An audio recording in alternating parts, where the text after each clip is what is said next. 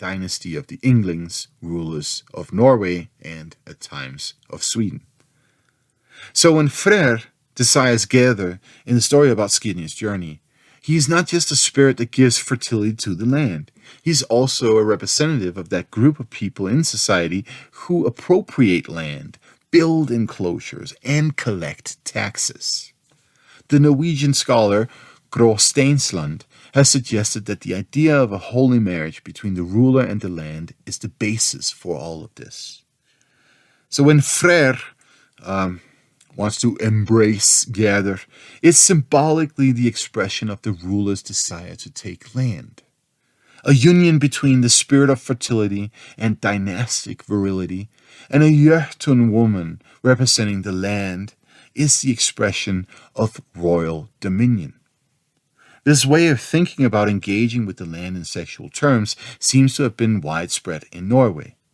Between western Agder and Troms, all along the west coast of Norway, there are some 70 phallic stones from the period dating back to the 200s and up to the 600s at least, that you can still go see in the landscape today. Some are even standing in cemeteries. And there are of course also several in Sweden, but to my knowledge none have been found in Denmark. Now these phallic stones are usually painted white, and they seem to express the basic idea of the fertility and virility of a powerful spirit who essentially impregnates the land. And to me, this means that from the earliest times, agricultural pursuits in Northern Europe have been conceptualized as a kind of sexual relationship. And I think that's also what's expressed in the Icelandic land-taking rituals, where the settlers throw their ancestral pillars overboard and let them drift toward the land. The land is a female entity. Its spirit is Thor's mother, Jörður. And by letting your ancestral pillar, as I mentioned in an earlier episode, penetrate it symbolically, you're letting the totemic instrument of your ancestral line copulate and mingle with the land. And that way you can claim that you come from that new land that you've just settled on. I think that's part of what's going on in Skirnir's journey. But the question is, why is it so coercive, bordering violence? And well, this is where feudal patriarchalism has entered the Nordic cultures.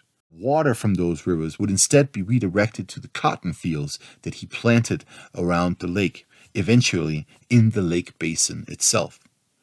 And today, the dry lake bed is the core of the lands held by the largest private landholder in California, J.G. Boswell Company, owned by the Colonel's descendants.